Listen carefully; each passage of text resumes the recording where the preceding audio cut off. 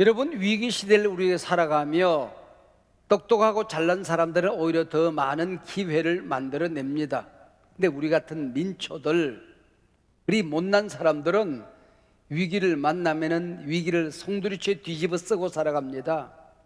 어려움을 만나게 되면은 어려움을 헤쳐나간다는 게 여간 어려운 일이 아니지요. 이 위기 시대를 헤쳐나가며 느끼는 게 있어. 혹시 여러분들 언젠가부터 우리가 올려드리는 유영모 목사 유튜브 채널 설교를 들어보셨습니까? 그 설교는 20수년 전 IMF 시대에 했던 설교들입니다. 그 설교를 들으면서 여러분 어떤 생각이 머릿속에 지나가던가요? 어떤 느낌이 지나가던가요? 그 IMF 시대에 선포했던 설교들인데 팬데믹을 지나는 오늘 우리에게 얼마나 정확하게 적용되어 줄 수 있던가요? 에덴 동산 이후에 지구촌은 위기촌이었습니다. 위기 없던 시대가 없는 거죠. 여러분, 원시인들의 동굴에도 요즘 살기가 옛날 같지 않다 그렇게 써져 있대요. 네. 언제나 세상은 우리가 그렇게 느끼면서 살아왔던 것이죠. 우리가 위기를 만났을 때에, 고난과 시련을 만났을 때에 그것을 어떻게 대처하느냐에 따라서 우리의 믿음이 좋아지기도 하고 나빠지기도 합니다. 성장되기도 하고 퇴보되어지기도 합니다. 성품이, 품성이 더 아름다워지기도 하고 더 망가지기도 하는 것입니다. 문제는 이 고난의 시간을, 문제를 어떻게 대처하냐에 따라서 모든 것이 달라질 수가 있는 것이지요. 여러분, 내가 당하는 고난, 내가 다 짊어지고 가고 싶겠지만 그럴 수 없는 겁니다. 내가 당했던 위기를 동일하게 우리 아이들이 당합니다. 내가 겪었던 고난과 시련을 내 자식들이 동일하게 당합니다. 그때에 이놈들이 내가 그 위기를 이겨냈던 것처럼 말씀 붙들고 엎드려 기도하고 교회 공동체 안에서 하나님과 씨름하며 견뎌냈으면 좋겠다, 잘 이겼으면 좋겠다라고 느낀다면 여러분 잘 사시는 거예요. 그러나 제발 내 아이만큼은 아빠가 넘어졌던 것처럼, 엄마가 실패했던 것처럼 초라하게 넘어지지 않아야 할 텐데라고 느낀다면 잘못 사신 거다, 그런 얘기죠. 우리 아이들이 고난과 시련을 만났을 때에 이때 내 아버지는 어떻게 이 고난을 넘어서더라, 내 어머니는 어떻게 무릎 꿇어 기도하고 견뎌내더라, 식탁 위에 하나님 말씀 펼쳐놓고 씨름하며 이 위기를 기회로 만들어내더라. 우리 엄마 아빠의 믿음의 승리를 추억할 수 있다고 한다면 여러분이 인생을 헛되이 살지 않은 것이지요. 내가 지금 어떻게 믿음을 쌓아가느냐, 기도를 쌓아가느냐, 어떻게 승리를 쌓아가느냐 여하에 따라서 우리 가문이 달라지고 우리 가정의 미래가 달라지는 것이요. 오늘 본문 창세기 26장 12절 13절에 보면 하나님의 자녀들이면 누구나 좋아할 만한 하나님의 말씀이 기록되어져 있습니다. 이삭이 그 땅에서 농사하여 그 해에 100배나 얻었고 여호와께서 복을 주심으로 그 사람이 창대하고 왕성하여 마침내 거부가 되었다 하는 말씀의 내용입니다. 그 땅이 어떤 땅입니까? 사랑하는 아내를 누이라고 속이고 사내 구실을 하지 못했던 그 창피당한 땅입니다. 그 해가 어떤 해입니까? 넘어지고 실패하여 초란 꼴이 된 그 해에 하나님께서 몽둥이를, 쇠막대기를 들고 오셔서 엎드려 뻗쳐, 그래서 100대를 때렸더니 허리가 부러져 죽었다, 그럴 상황입니다. 근데 하나님께서 복을 주셔서 100배나 수확을 얻었다, 100배나 복을 받았다라고 되어져 있습니다. 아브라함이 한 번은 흉년을 만나서 이방 땅에 가서 똑같은 일을 당했습니다. 똑같이 사랑하는 아내를 누이라고 속입니다. 그 아들 이삭이 똑같은 죄를 짓습니다. 똑같이 실패합니다. 바로 그 해 그 땅입니다. 하나님께서 너희 집안 싹수가 없구나, 하나님이 버려도 할 말이 없는 그 해 그 땅입니다. 요즘 우리가 살고 있는 이 시대를 공정시대라고 하는데 정말 하나님은 공정한 하나님이실까요? 하나님은 마냥 불공정하신 분인 것 같아요. 우리 인간들처럼 하나님은 불의하신 분은 아니시지만은 하나님은 편애가 심한 분이십니다. 우리가 하나님의 자녀가 되었다는 한 가지 사실 때문에, 하나님이 우리를 선택했다는 한 가지 사실 때문에 무조건적으로 사랑하시는 분이십니다. 하나님의 편애, 불공정, 우리가 어떻게 이해해야 하는 것입니까? 하나님이 우리 아버지라는 사실을 잃어버리면 해석이 안 되는 겁니다. 내가 우리 집안에서 내 자식들을 사랑하는 것과 저 안산에 있는 내가 얼굴도 모르는, 이름도 모르는 아무개의 아들을 사랑하는 것과는 다르지 않겠습니까? 하나님이 우리 아버지라는 이 사실이 아니면은 성경은 해석이 안 되는 겁니다. 이 이삭 가정이 만난 위기가 뭡니까? 가뭄과 흉년입니다. 이 팔레스타인이라는 곳은 비가 잘 오질 않기 때문에 걸핏하면은 가뭄과 흉년이 듭니다. 왜 이런 얘기가 성경에 많이 기록되어져 있을까요? 그게 우리가 살아가는 이 세상이라는 겁니다. 실패가 많은 땅, 가뭄이 많은 땅, 흉년들기 십장인 이 땅이더라, 그런 얘기죠. 그때의 이삭은 풀이라도 뜯어먹어야 되겠다라고 생각하고 항상 물이 흐르는 5,000km에 달하는 나일강이 흐르는 그 유역을 찾아가는 것입니다.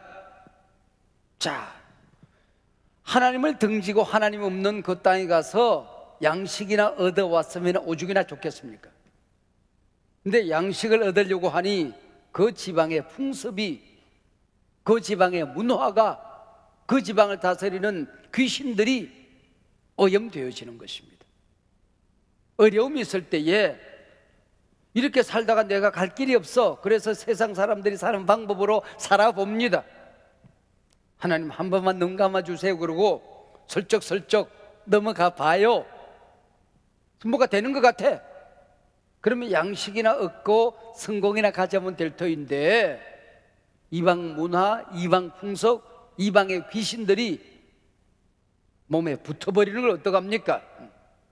작은 것 얻고 본질적인 것, 영적인 것, 신령한 것, 큰 것 잃어버리고 말더라고 하는 것이지요. 이게 바로 이 이삭이 만난 위기 상황이었습니다. 우리 신앙생활하면서 늘 묻습니다. 약속의 땅에도 고난은 오는가? 말씀 붙들고 사는데, 기도하고 사는데, 충성하고 사는데 고난이 왜 오는가? 의인이 왜 고난을 당하나? 이걸 신학적으로 신정론이라고 얘기해요. 하나님이 정말 이 땅에 베푸시는 모든 역사가 옳기만 한가, 그 얘기입니다. 이 신정론에 대해서 성경은 대답한 적이 없습니다. 그때마다 분명히 하나님이 말씀하십니다. 어떤 위기가 와도 하나님의 백성들은 고난 때문에 망하지 않는다, 죽지 않는다. 그러니 그 고난의 자리지만은 믿음의 자리 지켜라, 약속의 자리 지켜라, 교회 공동체의 자리 지켜라, 기도의 자리 지켜라. 고난이 와서 하나님과 더 가까워질 수만 있다면, 어려움이 왔을 때도 네가 믿음을 지킬 수만 있으면 믿음의 그릇이 커지는 거야. 복의 그릇이 커지는 거야. 언제나 성경은 고난이 와도 믿음의 자리 지키라고 말씀할 뿐입니다. 직접적인 대답을 하시는 것이 아니라 언제나 그 고난의 자리에서 견뎌내고 이기라 하나님은 말씀하십니다. 아브라함이 드디어 죽습니다. 그래서 어머니가 묻힌 막벨라 굴에 그 아버지를 묻어드립니다. 이삭은 언제나 그 큰 태산 같은 아브라함 곁에 기대어 살았지요. 그대 앞에 서기만 하면 나는 왜 이렇게 작아지는가? 이삭의 모습이었습니다. 이런 이삭이 흉년을 만났어요. 뭘 어떻게 해야 될지 알 길이 없어요. 배운 게 아버지가 이때 어떻게 하더라? 애굽으로 내려갔지. 그래서 애굽으로 내려가는 겁니다. 이때 하나님께서는 이제는 이삭 앞에 나타나서 애굽으로 가지 말아라, 그리고 발길을 붙듭니다. 그래서 블레셋 땅, 그랄 땅에 머물게 되는 것입니다. 자, 여기서 굉장히 중요한 사건이 일어나게 돼요. 매 맞아야 될 이 순간이잖아요. 버림받아야 될 이 순간이에요. 복에 거는 가문이 단절되어야 될 위기 상황입니다. 모든 것이 끝장날 수 있는 상황이에요. 바로 이때 아브라함에게 내가 너를 복에 거는 삼겠다, 믿음의 조상 삼겠다고 주셨던 그 말씀이 동일하게 들려집니다. 이삭이 아브라함의 자식으로 태어났다는 한 가지 사실 때문에 이 가문의 복을 계승할 사람으로 하나님이 선택했던 한 가지 사실 때문에 복에 그런 계승식이 이루어지는 것입니다. 믿음의 조상 계승식이 여기서 이루어지게 되는 거예요. 그래서 하나님께서 네 가지를 말씀합니다. 첫 번째, 내가 너와 함께 할 거야. 너에게 복을 주고 그 복이 자손들에게 이어지게 될 거야. 그 자손이 하늘의 무별처럼 번성하게 될 거야. 나아가 내 자손으로 말미암아 천하 만민이 복을 얻게 될 것이다 하는 이 축복, 복에 거는 계승식이 여기서 이루어지게 되는 것입니다. 특별히 그 가운데에 하나님이 이삭과 함께 하겠다는 이 약속의 말씀은 굉장히 중요한 말씀이에요. 하나님은 지금까지 창조의 하나님, 전능하신 엘사다의 하나님, 온갖 하나님으로 가까이 왔지만은 함께하는 하나님은 여기에 나타나는 겁니다. 왜 함께해요? 함께 안 하면 이 아이가 버텨낼 힘이 없으니까. 세상은 날로 험해지지, 약점은 많지, 가진 것은 없지. 그래서 하나님이 이때부터 함께 하시는 임마누엘 하나님으로 등장하는 겁니다. 이 함께하는 하나님은 이삭에게 와서 나타나시는 하나님입니다. 이때부터 야곱이 어디에 가든지 간에 하나님과 함께 했습니다. 하나님이 야곱과 함께 하겠다고 약속합니다. 요셉이 노예로 팔려갑니다. 요셉이 어디에 가든지 간에 여호와 하나님이 요셉과 함께 하셨더라. 요셉을 형용하는, 따라다니는 형용사입니다. 왜 그랬을까요? 우리가 살아가는 세상에 아무리 어려워도 내가 만나는 그 위기 상황이 얼마나 크고 아픈 것이라고 할지라도 하나님이 우리와 함께 한다는 사실입니다. 할렐루야. 내가 하나님의 자녀가 되었다면, 하나님 나를 선택하셨다면, 하나님 나를 버리지 않았다고 한다면, 여러분이 지금 좋은 일을 만나든지 어려운 일을 만나든지 내 힘으로 감당할 수 없는 어떤 상황 속에 빠졌다 할지라도 하나님이 함께합니다. 할렐루야. 임마누엘. 그리고 내 자손으로 말미암아 천하 만민이 복을 얻으리라고 그래요. 여기 하늘의 무별 같은 자손들과 여기 내 자손으로 말미암아 천하 만민이 복을 얻는다는 여기의 자손은 다른 자손이에요. 여기 자손은 단수 자손이에요. 예수 그리스도입니다. 네가 어떤 고난을 당해도 너는 고난 때문에 무너져서는 안 돼. 어떤 시험을 만나도 너는 그 시험 때문에 네가 무너져서는 안 돼. 그 자리 지켜내야 돼. 믿음 지켜야 돼. 말씀 붙들어야 돼. 왜? 그 단수 자손이 너희 가문에 태어나야 되는 거야. 그래야 천하 만민이 구원을 받는 거야. 내가 이 세상 살아가다가 어떤 어려움이 있어도 그 어려움 때문에 내가 망해서는 안 됩니다. 교회에서 어떤 시험을 당해도 공동체를 떠나서는 안 되는 것입니다. 어떤 낙심되는 일이 있어도 여러분들이 기도의 자리, 말씀 붙들고 일어나는 자리 포기해서는 안 되는 것입니다. 단수 자손 예수 그리스도를 여러분들이 붙들어야 되는 것입니다. 여러분을 통하여 여러분의 자식들이 단수 자손 예수 그리스도를 말미암아 복을 받아야 되는 겁니다. 할렐루야. 당신 때문에 구원받아야 될 사람이 있는 거예요. 어떤 어려움이 있어도 견뎌내야 되는 이유가 여기 있는 것입니다. 이게 바로 오늘 본문에 나타나는 단수 내 자손으로 말미암아 천하 만민이 복을 얻으리라고 하는 약속의 말씀입니다. 이삭이 흉년 만나 애굽으로 가다가 중간에 덜커덕 발목이 잡혔어요. 거기가 블레셋 땅 그랄입니다. 회색 지대지요. 회색지대는 언제나 시험이 있는 거예요. 베드로가 다른 제자들처럼 도망간 것도 아니고 예수님의 어깨를 부추기고 함께 십자가를 짊어진 것도 아니고 멀찍이 따라가다가 시험당했어요. 그 마찬가지로 이 회색지대에서 사랑하는 아내를 누이라고 속이는 시험에 빠져들게 되는 것입니다. 응거주춤 신앙인 때문에 하나님의 뜻이 나타나지 않는 거예요. 여러분, 이 팬데믹 위기 시대를 보내면서 딱 결단한 만큼 간단해요. 내가 어떤 일이 있어도 예배하고 기도하고 말씀대로 사는 것 나는 지켜낸다. 그러면 간단해요. 시험 들 게 없어요. 근데 예배를 드리는 것도 아니고 안 드리는 것도 아니고 응거주춤 예배자들이 있어요. 이름은 11조인데 온전하지 않고 정직하지 않고 응거주춤 11조 생활하시는 분들이 있어요. 여러분, 교회 봉사하는 것도 그래요. 나는 어떤 일이 있어도 찬양의 자리 지킨다. 목은들 붙들고 공동체 자리, 목장의 자리 지킨다. 내가 맡은 그 사역의 자리, 어떤 일이 있어도 지킨다. 내 아이들을 가르치는 교사의 자리 지킨다. 그러면 간단한데 하는 것도 아니고 안 하는 것도 아니고 이름을 버린 것도 아니고 제대로 감당하는 것도 아니고 응거주춤 그러면서 시험 들어요.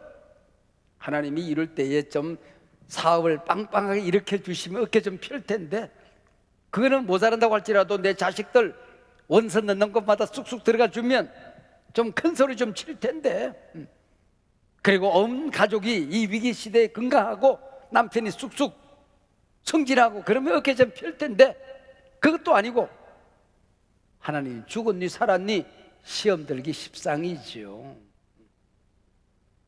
이때 모든 것이 끝날 수 있는 상황이에요. 살아왔던 삶의 여정도 끝나고 미래의 소망도 비전도 끝나야 될 상황이요. 바로 이때 하나님이 이 이삭을 찾아오셔서 100배나 복을 주셨다.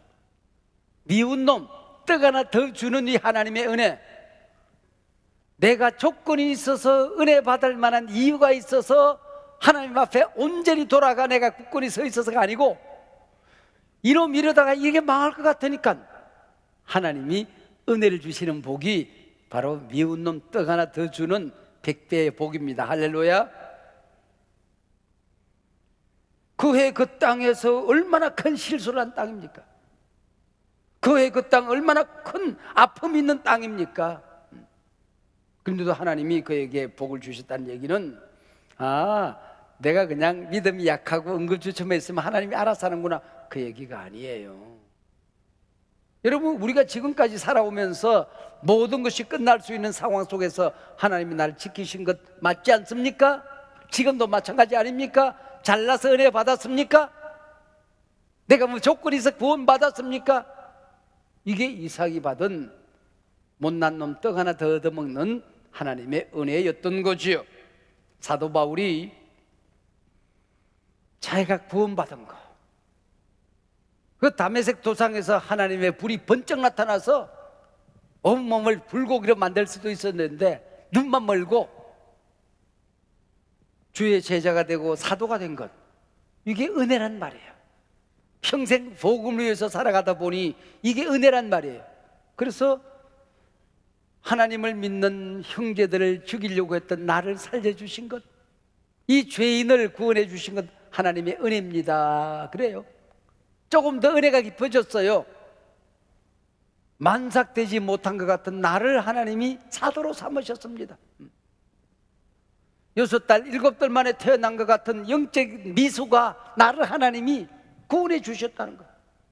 늙어막하게 생각해 보니 내가 보통 죄인이 아니야. 죄인 중에 괴수로다. 오거라 이 사망의 몸에서 누가 나를 건져내랴. 죄인 중에 괴수인 나를 하나님이 살려 하나님 쓰시는구나. 이게 여러분, 우리가 이 세상 살아가다가 은혜가 깊어지면, 하나님과의 관계가 깊어지면, 기도가 깊어지면 이 은혜가 되는 거예요.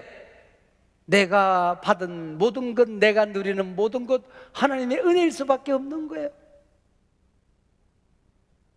주의 크신 은혜 받고 일생 빚진 자 되네. 이게 우리 주제가가 되는 거지요. 여러분, 미운 놈 떡 하나 먹은 이 큰 은혜가 얼마나 큰 은혜인가. 이것 때문에 늘 울어도 눈물 나서 못 갚을 줄 알아. 이 몸밖에 더 없어서 이 몸 바칩니다.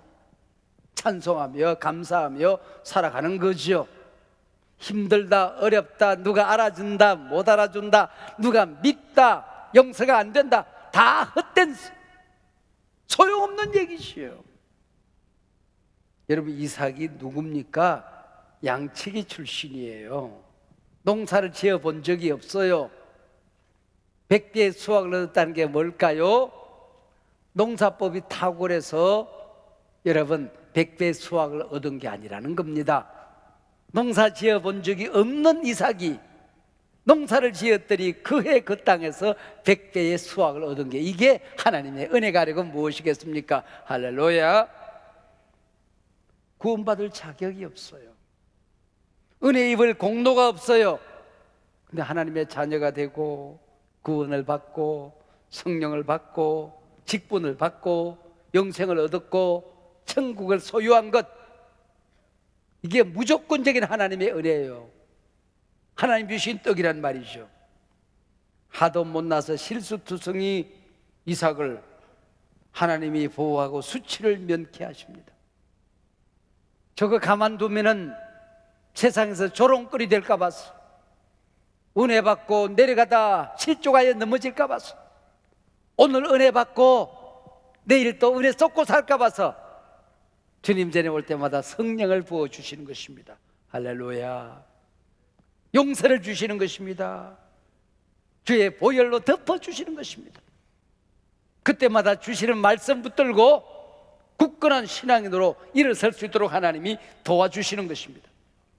마침내 거부가 되어 13절 말씀이죠. 때로는 넘어지고 때로는 일어나고 때로는 충성하고 때로는 낙심하고 때로는 헌신하고 때로는 널브러져 있고 우여곡절 인생 여정, 신앙의 태산줄령 험산계곡을 지나서 살겠지만은 우리가 하나님의 자녀가 되었으면, 우리가 믿음의 가문에 들어섰으면, 복의 근원이 되었으면 마침내 여러분 거부가 되었듯이 구원의 자리에 우리가 이루고 승리의 자리에 이르게 되는 것입니다. 이삭은 농사를 짓기 위해서 우물을 팠어요. 그랬더니 다른 사람들의 우물은 바짝바짝 마른데 이삭의 우물은 콸콸콸 물이 쏟아져. 마을 청년들이 와서, 야, 너 남의 땅에 와서 너 혼자 물장사하면 되겠어? 꺼져. 그래서 용서하고 도망가줘요. 피해줘요. 양보해요. 그랬더니 그놈들의 우물은 마르고 또 이삭이 판 우물은 물이 또 쏟아지는 거예요. 도망다니는데 이번에는 우물이 너무 커서 동네 사람이 다 쓰고도 남아. 레호봇 우물이야. 여러분, 나는 도망다녀, 나는 양보해. 그리고 복의 그는 은혜를 받고 나니 용서가 돼. 양보가 가능해져. 그럼 아무것도 아니야. 나는 양보하고 도망간 줄 알았는데 내 발걸음은 점점 더 약속의 땅으로 가까워져 가고 있는 걸 어떡해? 나는 실패했는데도 하나님께 가까워져 가고 있고, 가진 것이 없는데 성공하고 나니까 내 믿음이 또 커지고 있고, 별로 기도하지 못했고 충성하지 못했는데 하나님께서 나를 또 귀하게 여기셔서 어느 날 보니까 복의 그릇이 커져 있어. 알지도 못하고 투자했는데 하나님이 지켜주셔. 이 모든 것이 하나님의 은혜가 아니고 무엇이겠습니까? 할렐루야. 기억하세요.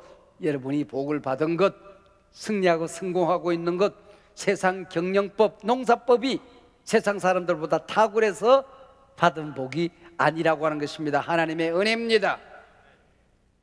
위기 시대에 잘한 게 없는데 하나님이 몽둥이 들고 찾아오지 때려도 할 말이 없는 존재인데 천국 개성권, 복에 거는 개성꽃, 믿음의 가문 개성권을 하나님이 우리에게 허락해 주시는 것입니다.